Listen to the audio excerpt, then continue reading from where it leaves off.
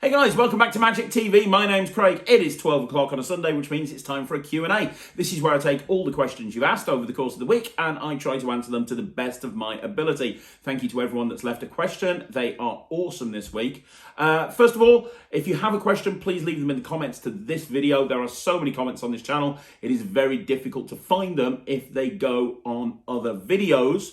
So that's very, very important. And secondly, don't forget to follow me on Instagram. I am posting daily on Instagram. I'm posting a load of stuff, a load of sneak peeks to things that are coming up on this YouTube channel. So if you haven't already done so, make sure that you follow me on Instagram. And also one final thing, thank you to everybody that left me a suggestion of people that you want me to interview on Talk Magic. I have taken all of those suggestions and I have started to reach out to people. And there are some amazing ideas on this list that I didn't think of. So keep them coming. If you want to see me interview somebody on Talk Magic, let me know in the comments down below and I will make it happen. Anyway, without further ado, let's get straight on with this week's questions. Okay, so question number one is by James460. And James's question is, I love your rants. Thank you very much, James.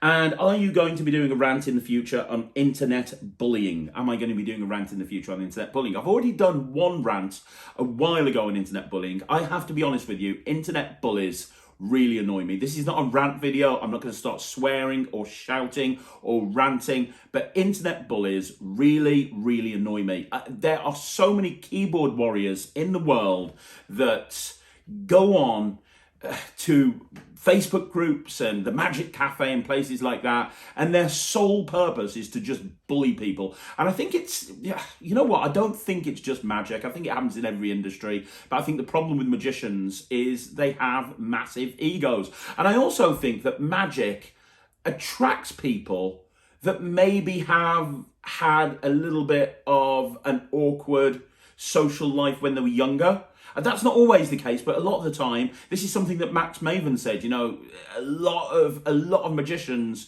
maybe they were the loner at school, or maybe even they were bullied. I know I was a bit of a loner at school, and they learn magic because it gives them that skill that they can do that nobody else does. And so when they get into an environment where there's lots of other people that can do the same thing, maybe they feel a little bit threatened. I don't know, or maybe it's just that they're a giant steaming.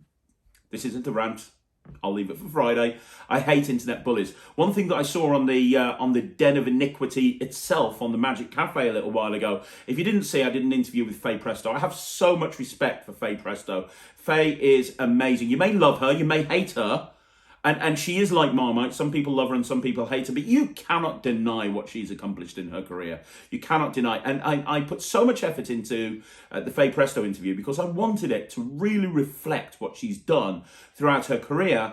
And I don't even want to say what this person did. This person posted a link to my Facebook, to the interview with Faye Presto on the Magic Cafe and put this. I'm going to put it up on the screen right now. I don't even want to say out loud what they said, because if I say it out loud, this is going to turn into a Friday night rant. And I don't want this to turn into a Friday night rant, especially as this is a subject that I'm going to be talking about on a Friday coming up very, very soon. But it's that sort of person that I absolutely hate. And it's normally somebody who hasn't even got the guts to actually say who they really are. You know, people like this, they have an opinion, and they want everyone to know their opinion, but they don't want to know who they don't want people to know who they are. So they set up fake profiles to give their opinion, and they haven't got the guts to say who they are. And really, we should pity people like that. They are so pathetic. They are so pathetic that they don't even have the guts to say who they really are. It's terrible. Anyway,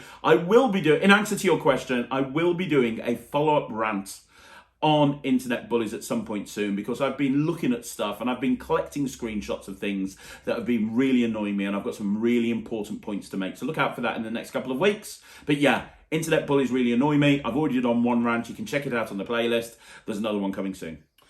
Okay, so the next question is by Tony Carlito. Tony Carlito. And Tony Carlito says, can you give us the lowdown on gossip? Absolutely, I can give you the lowdown on Gossip. So Gossip is my first release to the Magic community in about 7 or 8 years. I'm very open with you guys on this channel. You know my history. You know that I stepped away from the Magic community for many, many years for various different reasons, but one of which I made a mistake back in the day. I'd released lots and lots of products and lots of tricks, and then I released a trick that wasn't mine to release, and I regret that to this day. I really do. I don't want to bring up the subject of red anymore. We've discussed that in more than one video.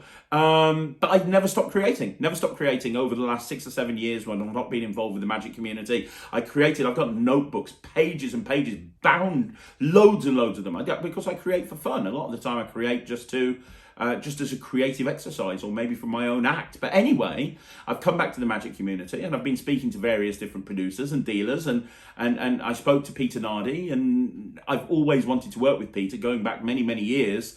And he said, well, let's work with together on something. And Gossip is something I've been doing for over 10 years. In fact, when I told my friend Nemid, who I mentioned last week, that I was doing it, he's like, oh my God, he's been doing this for many, many years as well, because when I created it, I gave him one. I've been doing this for a very, very long time. And it comes from, I have a pet hate, right? My pet hate in Magic is magicians that are put on the spot, right? So you're out and about, you're a magician, people know you're a magician, maybe you've gone to a party or around a friend's house or a networking event, and somebody goes, oh, you're a magician, show me a trick.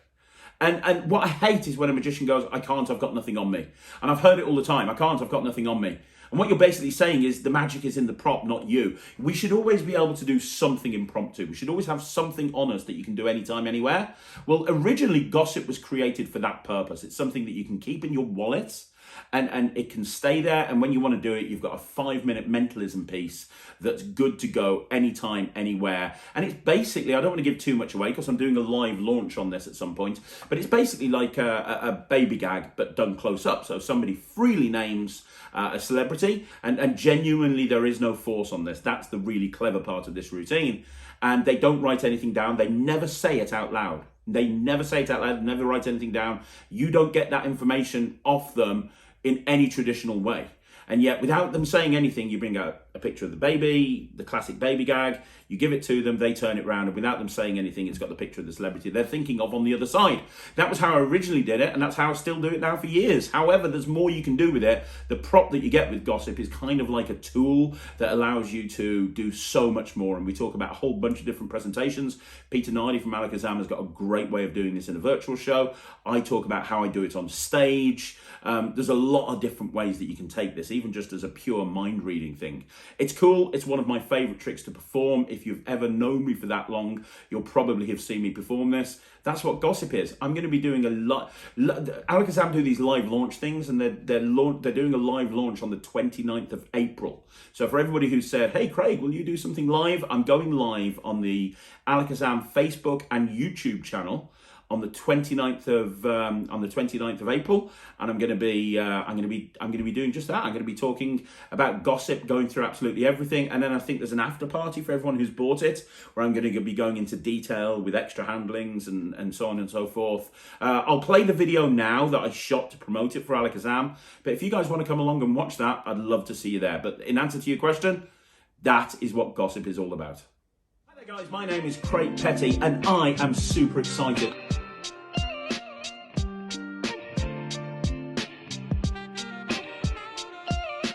I'm going to tell you right now why I am super excited. I have not released a new Magic product in probably about 6 or 7 years, and I am about to drop a brand new release.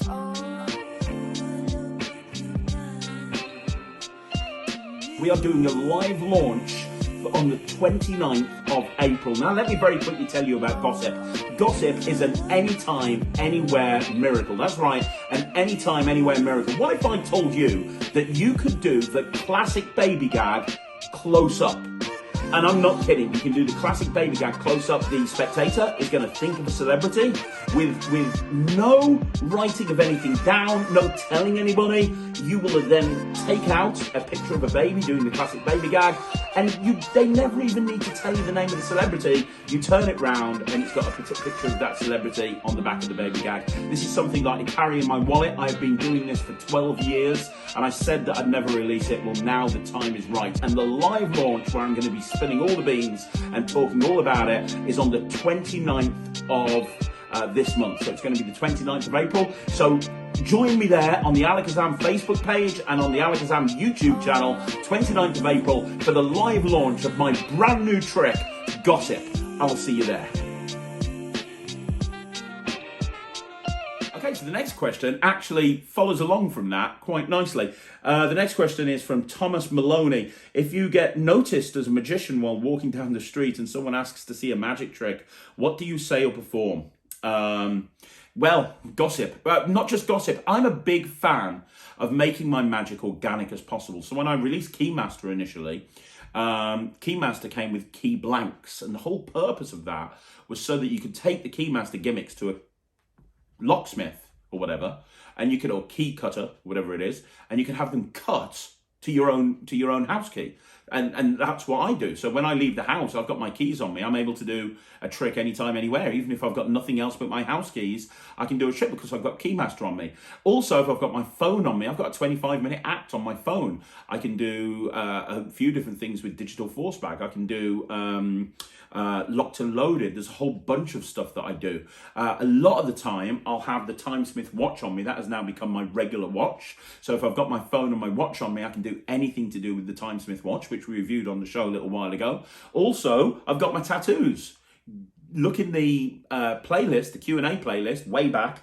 I did a whole video on my tattoos, but there's 23 different tricks on my skin that I can do without literally any props. So all of these tricks I can do with no props. So even if I was naked, and God forbid you if you saw me naked, but even if I was naked, I could do like a half an hour act just with my skin. I love the Shadow wallet. That's become my regular go-to wallet. I do love the Shadow wallet. I love it for the peak, which is great. But more importantly, I love it for the card to wallet concept, which is somebody names a card and the card is inside the wallet, and there's one card in the wallet and it's the card. You can look at the 1914 review show, especially if you want to see more on that. I absolutely love the Shadow wallet. It's brilliant. I have another thing that I do with receipts, which I think might be coming out at some point before the end of the year, but it's a mind-reading trick with receipts, and that's something that I do all of the time because I've got it with me. And the other thing that I do all the time is a trick that I bought out many years ago with a guy called Russell Leeds. It's still available. You can still get it. It's called Love Cards, and the whole idea is it's based around these little cards that you can get from like Clinton's cards and greeting shops that have got like little poetry on them, and I bring them out and I say my wife buys me these. I love them, and I've got all of these different cards, and there's a two-phase mind reading trick I do with those. If you want me to perform that on a Magic Live, let me know, but Love Cards is absolutely brilliant. It fits in your wallet. You're good to go anytime, anywhere.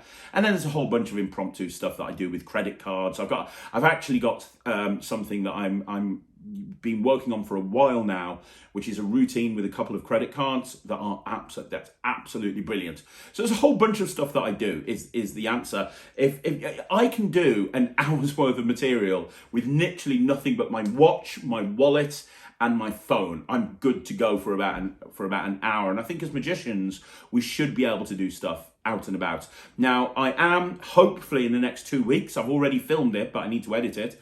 In the next 2 weeks, I'm going to be putting on the magic stuff on the Thursday, the 10 best tricks for your everyday carry, and it's 10 routines that you can do. That's part of your everyday carry that you can do anytime, anywhere. As I say, I've filmed it, but it's a long video, so I need to edit it. So look out for that. It'll be on a Thursday at 9 o'clock. But Thomas, I hope that answers your question. Okay, so the next question is by Sean McNulty, and Sean says, two questions kind of that fit together. The first one is, how much practice should you put into becoming a really great magician? And secondly, how many hours of work do you put into your YouTube along with your business and performing? So the question is, the first question, how much practice should you put in to become a really great magician? I think the answer is, it depends on your definition of a really great magician. Like, I like to think I'm a pretty good magician. I go out and my clients are very, very happy with me. I get nothing but rave reviews from the people who book me. So for my clients, I'm a pretty great magician. However, if my burning desire was to headline Las Vegas, well, I've kind of failed miserably because I've just turned 45. The chances of me headlining Las Vegas are very slim to none. And that's not something that I'm ever going to achieve. Likewise, if my goal was to win FISM, I've kind of failed at that as well. I'm not going to be in a situation where I'm going to be able to win FISM. I know how much time and effort it goes into it. I'm married with kids. I've got businesses. That's never going to happen. So what's your definition of success? What's your definition of being a really great magician? Because, you know, I like to think I'm a really great magician. But it really just depends on the individual. What is your definition? How do you define really great magician? Are we talking about technical skill? Are we talking about how entertaining we are? Or are we talking about how successful you are as a business owner or as somebody who's running a business? Are you basing being a really great magician on the money that's coming in, i.e. how much are your clients paying you? Or or what? I mean, it's a very difficult thing to say. How much practice should you put in to become a really great magician? You have to define it first of all. So for me, my personal goal with my magic, I don't want to be famous, right? I don't want to be, way back in the day I did, but now, no. I don't want to be on TV. I don't want to be on Britain's Got Talent. I don't want to go winning FISM. I don't even, you see some guys that travel the world. Their goal is to go on cruise liners. I don't want to do that. I've missed my family. I spent enough time traveling around on the holiday park circuit. I don't want to go back to those days. I like doing what I'm doing. I like to be home and go and do a gig and come back even if it's late at night. So I don't want any of that stuff. So for me, being a really great magician is just doing the best magic that I can do and making sure that my clients are absolutely mega entertained. How long does that take? Well, I mean, when you first start, you put a lot of practice into the sleights, and you might put a lot of practice into the moves and into the routining, and you'll put a lot of practice into the scripting and how to be funny and creating your character and stuff like that. Then after a while, once you've nailed your character, once you've nailed your moves and your sleights, and then what happens is a lot of the way that you improve comes from going out and gigging. It's called flight time. I did an interview recently with Matthew Wright, which hasn't gone up on the channel yet, but it will do. I only interviewed him a couple of days ago, and he talked about flight time. He talked about the way to become the best magician you can be is by flight time, going out and performing again and again and again. And I think that's the case. You can only become a great magician, in my opinion, and this is only my opinion, if you've got a lot of experience. Because once you've gone out and you've performed an absolute ton, and you've got all of that experience, then maybe you can consider yourself a really great magician. Matthew Wright, again, I'll go back to him. He said in the interview, he doesn't think he's mastered one trick in his act. He thinks he's got a long way to go to master any trick in his act. Now, this is somebody who's won the Magic Circle of the Year. This is somebody who's competed at FISM twice, got second place. This is somebody who's absolutely incredible, and he doesn't think he's a great magician. That's because of his standards. He set the bar ridiculously high. So to answer your question, how much practice should you put into becoming a really great magician? Define a really great magician and then just put as much practice in as you can. Never stop practicing. Practice is fun. I love practicing, but I also love performing. I'll go out and perform as much as I can because I know that by performing, I'm going to get better. Now, the second part of Sean's question was, how many hours of work do I put into my YouTube channel along with the business and performing? I don't know. I just kind of do what needs to be done. So I'm filming this on a Tuesday for it to go up on Sunday. So I'm filming this on the Tuesday. It's currently 3:00. My wife, Sarah, I'm filming this on my own. My wife, Sarah's just gone off to pick up the kids off from school. I woke, to give you an idea. I mean, I could do a video of a typical week in my life if anybody wanted to see that, although I don't know why you would. But, I woke up this morning, went to the gym because I put some weight on in lockdown and I'm desperately trying to lose it. I spent about 3 hours after the gym editing. Then I went into a marketing meeting with about 7 or 8 people virtually, which was all to do with marketing strategy for Non-Stop Kids and Slightly Unusual. Then I had some time working with a different part of the marketing team with regards to the website. Then we're putting the final things in place for Netrix because we're filming Netrix tomorrow and we've got a busy day of scheduling filming Netrix. Then I sat down with Peter Nardi and I filmed all the explanations for Gossip with Peter Nardi. Then I came out of there. I spent 2 hours doing sales calls. Now I'm filming this because I knew I had to film this. I'll probably get this edited after I've filmed it. And then I'm going to spend a few hours with my kids playing Zelda. So I have a busy, I can't sit around doing nothing. If I am sitting around doing nothing, then what I consider nothing is watching TV, playing Zelda. I'll do it with my wife and kids. You won't just ever see me sitting there on my own watching TV. It's very rare. I'm always doing something. If I'm watching TV, it's normally with the wife or the kids or down the gym or something like that. I keep myself busy. If you want me to, I can do a video on time management, because one thing that I find that a lot of magicians struggle with is time management and how to manage their time effectively. And what I tend to find is a lot of magicians are busy fools, especially ones that are professionals that run their own business. And then, they end up getting absolutely nothing done, but feeling like they've been running around doing everything. And there's certain tricks and techniques that you can incorporate into your daily life in order to maximize what you're trying to achieve and make sure that you're managing your time effectively. And I think it's something that everyone should learn to do. And a lot of people say to me, how can I do everything that I get done in the with the YouTube channel? And the reason is I just don't overwhelm myself. I know what I need to get done for the business. I know what I need to get done for the YouTube channel. And I surround myself with great people and I just make sure that everything gets done and still have time with Ryland and Thea and Sarah. So if you want me to talk about time management, I can. If you want me to do like a day in the life of Craig or whatever, I can do that if enough people are interested. But to answer your question, how many hours of work do I put in? When you love what you do, you don't work a day in your life. I'll tell you right now, if I didn't enjoy doing this YouTube channel, I wouldn't do it. I love doing the YouTube channel. It's not work, it's fun. I enjoy doing it. So technically, how many hours of work do I put in? None. How much time do I spend on all of those things together? A lot. So the next question is by Sean Andrachak. I think that's right. Hey, Sean, how you doing? His question is, you'd like to see Michael Vincent interviewed. Damn, that's a really good idea. Michael Vincent. Right, I'll make that happen, hopefully. As for the question, growing up, 2 books I read till they fell apart was the Amateur Magician's Handbook, good book. Royal Road to Card Magic, brilliant book. What were the books you read till they fell apart? Boy, oh boy. Definitely no, probably wouldn't have been Bobo's actually, no. The books that I read till they fell apart. Right, okay. So Mark Wilson's Complete Course in Magic, definitely. I read it again.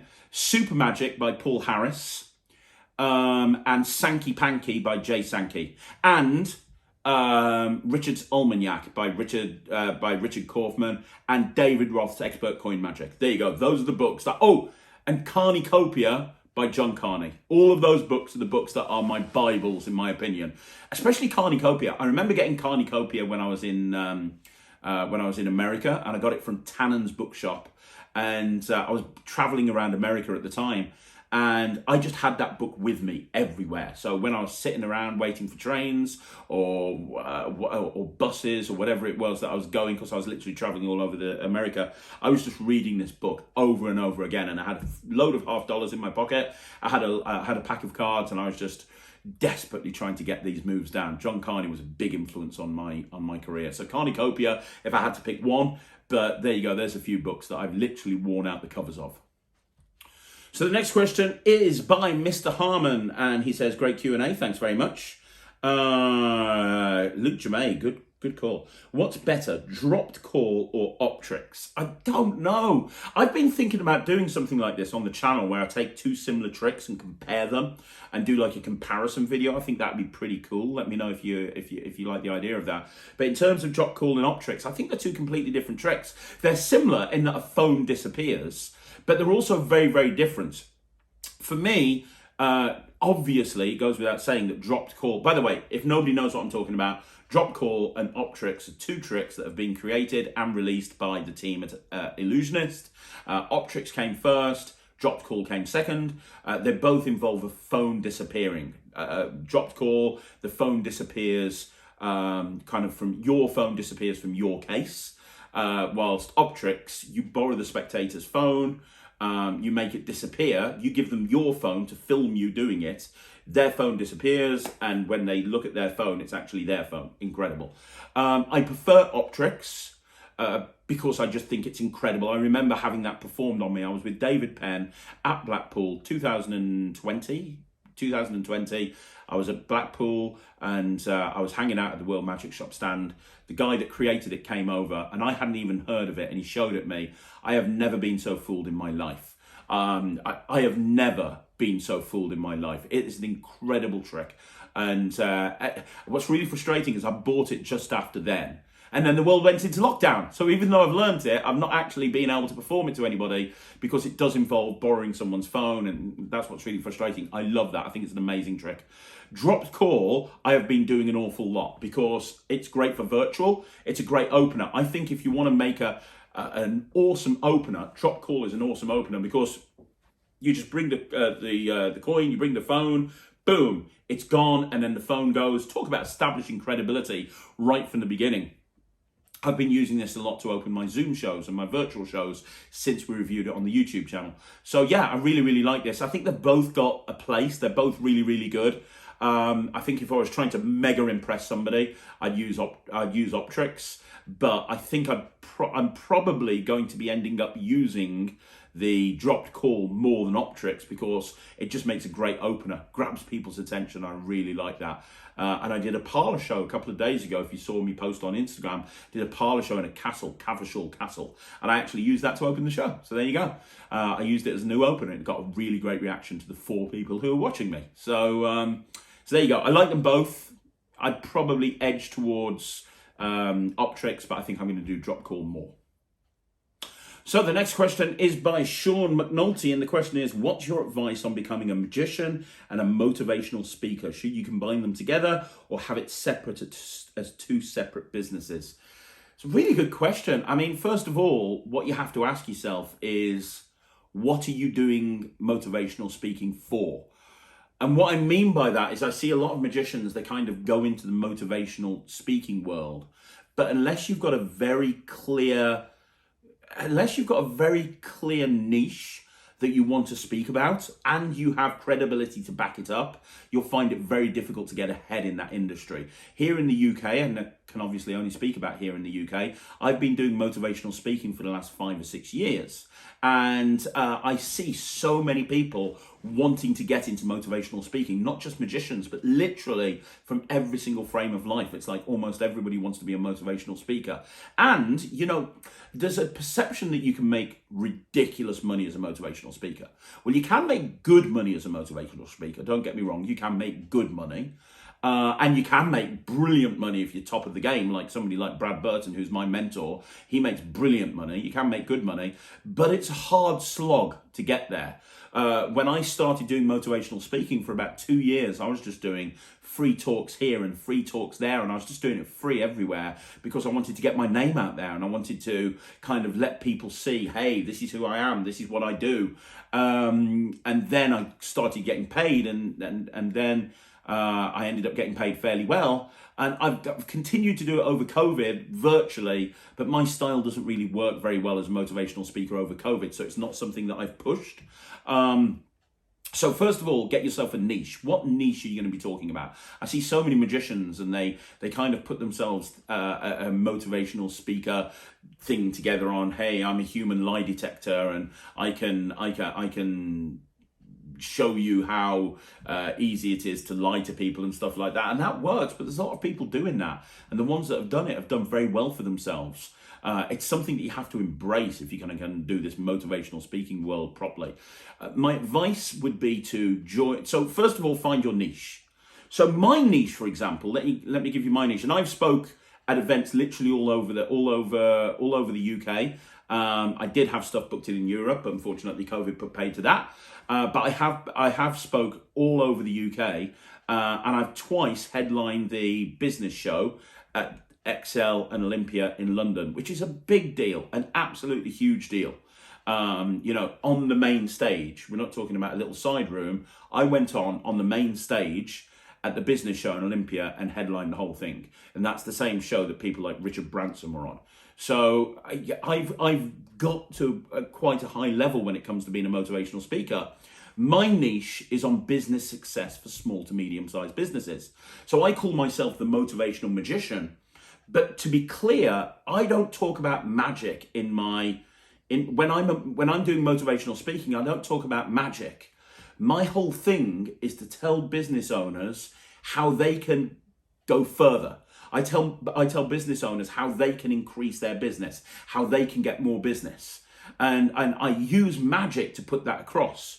So for example, if I had a Rubik's Cube, I'd show you. But I do this thing with the Rubik's Cube where I do a quick solve. I do a 1 second solve. And everyone's like, wow, that's amazing. And I say, yeah, but the thing is, Rubik's Cube is an awful lot like setting up your own business. Because when you first set up your own business, you know exactly what your business plan should look like. You have a clear idea of what your business should look like. It all makes sense. You know exactly what it's meant to look like. And then what happens when you start working on your business, you start making decisions. And as you start making decisions very, very quickly, this business looks unlike anything you expected it to look like.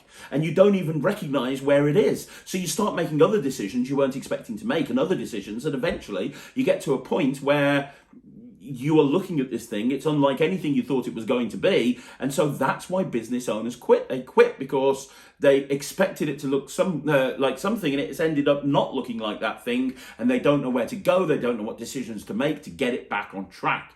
The thing you need to understand is the magic number with the Rubik's Cube is 20. It's called God's number. Google it. It basically means that the Rubik's Cube is only 20 moves away from being solved.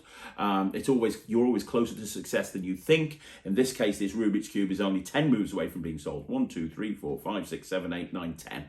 And I show it solved, and I say, now the point of that is you're closer to success than you think. You could have looked at that cube and you could have thought, oh my God, there's going to be millions of turns before I can solve this. Whilst in reality, if you take a step back, look at the situation, you'll find that you're closer to success than you think. It's all about knowing the moves, having the knowledge, and more importantly, having blind faith. You've got to have blind faith. You've got to have, and I go on and on and on. But the point is, I use magic in that way to illustrate a point, but the whole niche that I'm operating in is on the business success. So I speak to a lot of business owners that are maybe struggling. Now, I talked about credibility. Credibility is very, very important because I can show that I run successful businesses. I started with nothing and I ended up running successful businesses. I can show that through the pandemic, I've continued to run successful businesses.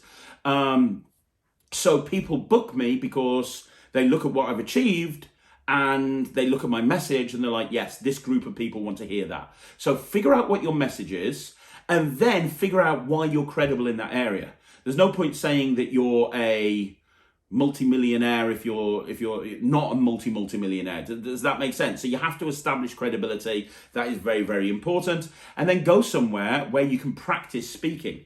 It's like when you want to get good on stage, you go to a comedy club. It's a good place to be bad. Find a good place to be bad and get good and let people see you. You want people to see you because when more people see you, they'll tell other people and so on and so forth. So I'd recommend going to a networking group where you can actually stand in front of everyone and do a 10-minute talk, somewhere like For Networking. That's a great place to go because you can go and you can practice a 10-minute talk over and over again, almost every single day if you want to, and it gets you really, really good. But all these business owners are seeing you, and then hopefully what will happen is when somebody needs a motivational speaker, they'll remember you as long as you were good. Look, I could talk about this subject forever.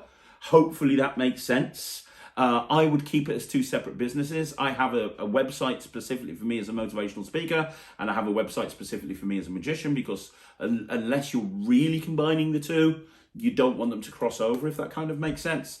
If you want me to, I could organise my business mentor. His name's Brad Burton. He is the UK's #1 motivational business speaker.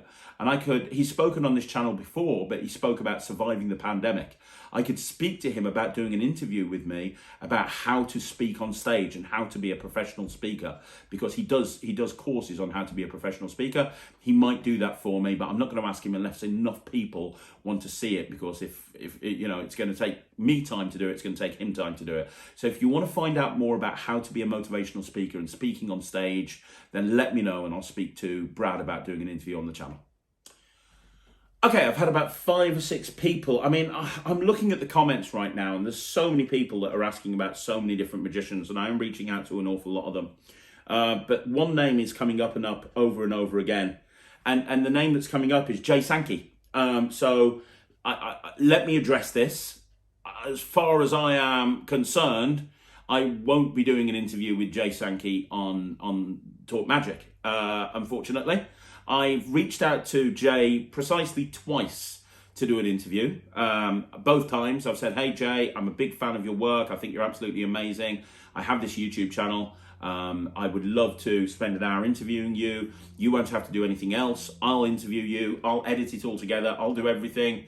If you want to talk about any of your products that you've got coming up, that's absolutely fine. I'd just love to interview you. I think a lot of people would get a buzz out of it. I've got a lot of other people that have been on the channel, and I talked about the different people, and he said no. That he's too busy and he hasn't got time. And then I thought, well, okay, maybe he was fobbing me. I asked him very early on in the process, and I thought, well, maybe he was fobbing me off because, it's, who is this guy, even though he knows who I am. So I left it until the channel was a lot further along, and I said, reached out to him again, and I said, hey Jay, we're doing about 25,000 hours of watch time a month now. I've had a load of really big names, but I'd still like you to come on the channel. And he said no again. He said he hasn't got time. Now, he was polite both times, but it was a categorical no. I don't feel like I can go to Jay and ask him again after already asking him twice. It's a shame because I would love to interview Jay. I think he's got a lot to offer, and he's somebody that was on my bucket list when I started doing the Talk Magic interviews. He was on my bucket list of people that I wanted to interview. But unfortunately, I don't think that's going to happen. So unless he has a change of mind or a change of heart, I don't see in the future that we're going to be getting a Jay Sankey interview anytime soon on Talk Magic. Sorry about that. Okay, so the next question is by Hungry and Hungover. Hey, buddy. Question for next week. I've been researching peak wallets as of late, and I'm very interested in the Telethought wallet by Chris Kenworthy, particularly the second version. Do you have any experience with these, and would you recommend them? I have no experience with the Telethought wallet. I had, actually, I'm lying really, to be honest. I had one, couldn't get on with it. So, but I don't think I gave it the time that it deserved. I was using the Foreseen wallet, which I still use from time to time. The Foreseen wallet by Matthew Wright is still, for me, one of the best peak wallets there is, because you actually can peak 4 pieces of information almost immediately. It's really good, really good. And I got the Telethought wallet at around about the same time, and I just didn't feel it. I don't want to give away how it works, obviously, but the thing that makes it work wasn't really effective for me. I didn't think it was that robust a method, if that makes sense. These days, my go-to peak wallet is the Shadow wallet. However, I have been shown a wallet that's coming out directly from Murphy's at some point in the not too distant future by Javier. And it's an incredible wallet. It's a peak wallet, it's a card to wallet, and it does a million other things as well. It's like a Swiss Army knife of wallets. It's very, very good. So that's a great wallet. I mean, a really great wallet. But at the moment, currently, with what's on the market, the Shadow wallet has become my peak wallet of choice. I really like the Shadow wallet. I'm carrying it around with me everywhere. I did it the other day in a show that I did. So yeah, the Shadow wallet is great. Don't really have much experience with the Telethought wallet, so I don't want to trash it one way or another. But yeah, I just couldn't get on with it, to be perfectly honest. I just think there were better, more deceptive ways of accomplishing that than the Telethought wallet. Sorry about that. Yeah, and regards to your second point, I've never heard of Plasma by Nicholas Lawrence, but I promise you I will check it out and put it on the review show. Okay, so the next question is by Mr. Harmon, and Mr. Harmon's question is, have you read every single book in your Magic library? No, not a chance. I haven't, and I think it would take me a long time too. I spend a couple of hours reading every single night, sometimes more, but I don't just read magic books. My two passions are magic and marketing. I absolutely love marketing, and you'll find me reading marketing books as much as you'll have me reading magic books, and I love reading about the latest marketing techniques. I am just a giant geek like that. But I also haven't read every marketing book that I own, or every sort of motivational book that I own either. But no, there's a lot of magic books I haven't read. In fact, I've got one of the prizes of my collection is I've got every single every single abracadabra, which is a magazine by Goodliff, every single abracadabra from the very first one to the very last one, dating back to I think the 1930s, 1940s. And every night I'll spend at least probably 20 minutes, half an hour going back and reading some of the old abracadabras, and they're absolutely brilliant. Some of the stuff that you can find in there is really, really good. But no, I haven't read all of the books in my collection, and as new books come out, things get pushed further and further back. I mean, one day, hopefully I'll read them all, but literally, unless I sat there all day, every day, reading books, I'll probably not be able to get through all of them. Okay, so the next question is by Gert Jean Segrian. Hi, Craig. Hi, Gert. What's the difference between cups and balls 3-shell game other than the size of the objects? And is the 3-shell game basically an easier version of the cups and balls because of the smaller size? And how does it differ from chop cups? I understand the benefit from the additional magnet aspect. Wow, that's a lot of questions to ask. Okay, so they couldn't be more different if you tried. The cups and balls, and the forget about the chop cup for a minute. The cups and balls and the 3-shell game are very, very different. First of all, the 3-shell game is always performed as a hustle. Now, you might do it as a hustle as a magician, where you're kind of playing that cheeky, chappy character. I can always lose. I can always beat you. You can always lose. But it is structured as a game of chance, which is why you will never see the 3-shell game with 3 peas. The concept of it is 1 pea goes underneath the shell, you mix them round and you guess where the shell is, right? That's the concept of the game. Now, I wouldn't say it's any easier or any more difficult than the cups and balls. The cups and balls and the 3-shell game, they have certain basic moves. So the 3-shell game, as you're moving them around and pulling them back, there's a basic move that allows you to move the pea around as and when you see fit. Likewise, with the cups and balls, there's certain standard moves, like when you tip a ball into your hand and load another one and do a vanish and so on and so forth. There's a few standard moves with each set that you need to master that aren't easy, but they're easy to do, but they're hard to make look good. So, and that's what they both do have in common. But so there's basic moves, but then you can go more advanced with this. There's a whole bunch of advanced moves with the 3-shell game. They've literally had books and DVDs written on that subject. Likewise, there's thousands of cups and balls routines.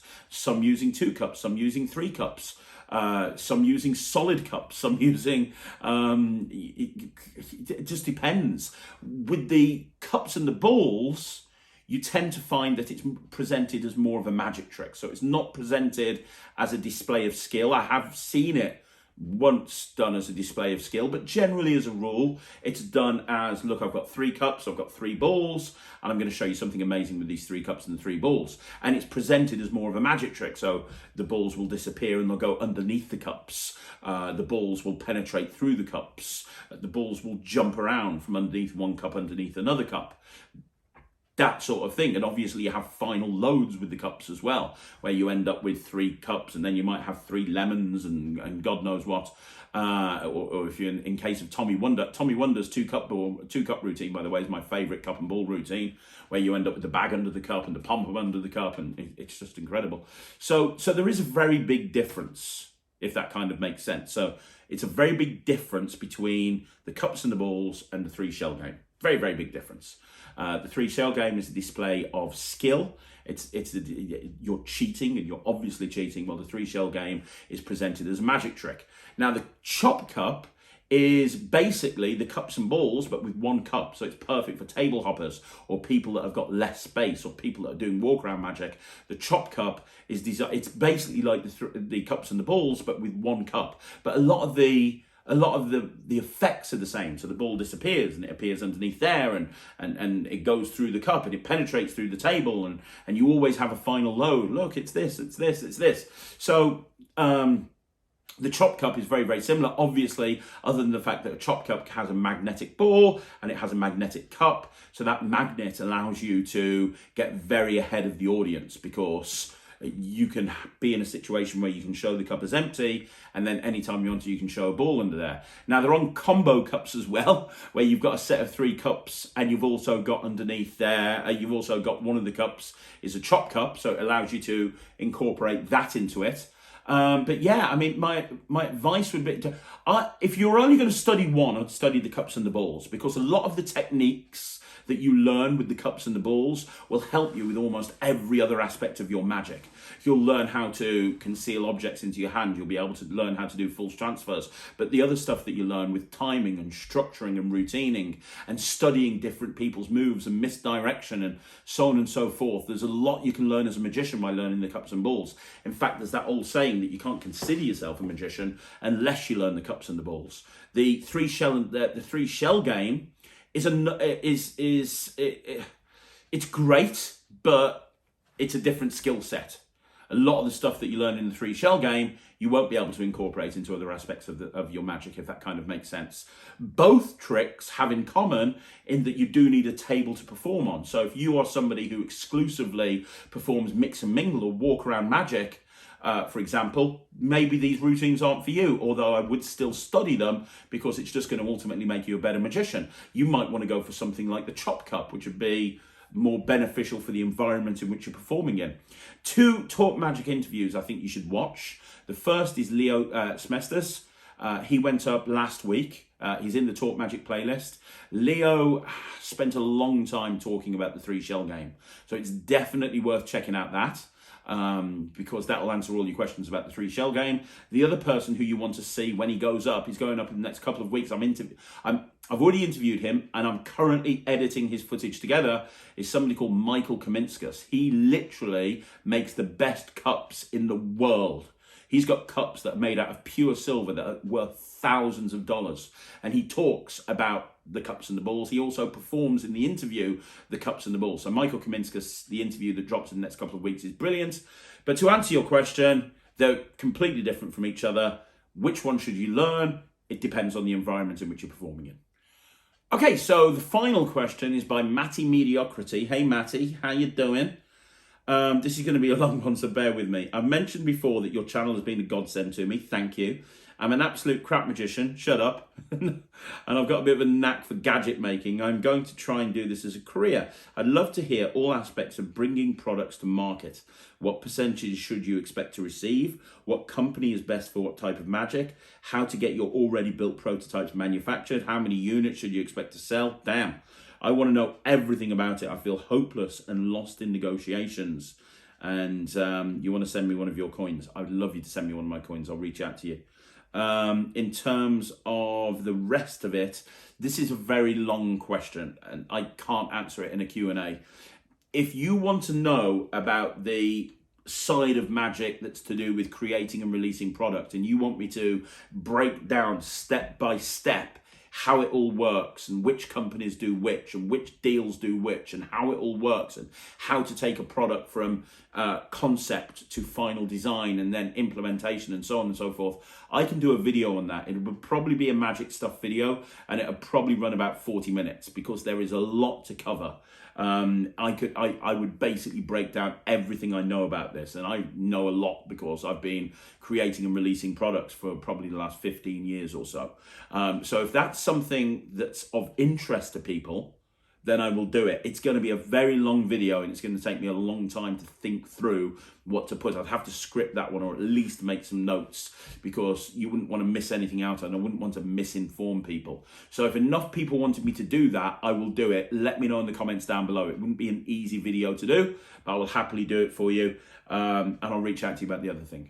Right, that is another Q&A in the bag. I hope you enjoyed it, guys. I really, really do. Thank you so much for all of the amazing questions. I really appreciate it. This channel would not be where it is right now if it wasn't for people like you supporting the channel, asking amazing questions, and just listening to what I have to say. So thank you so much from the bottom of my heart. I really appreciate it for supporting us for another week. I'm going to be back again tomorrow. We've got 3 videos going up tomorrow at 2 o'clock. We've got shorts at 6 o'clock. We've got a Magic Live. And at 9 o'clock, what we got at 9 o'clock? We got a 5x5. Thanks to everyone that reached out about the Paul Harris 5x5 last week. I'm glad you liked it. I am already working on another Paul Harris 5x5 where I'm looking at some of his lesser well-known tricks.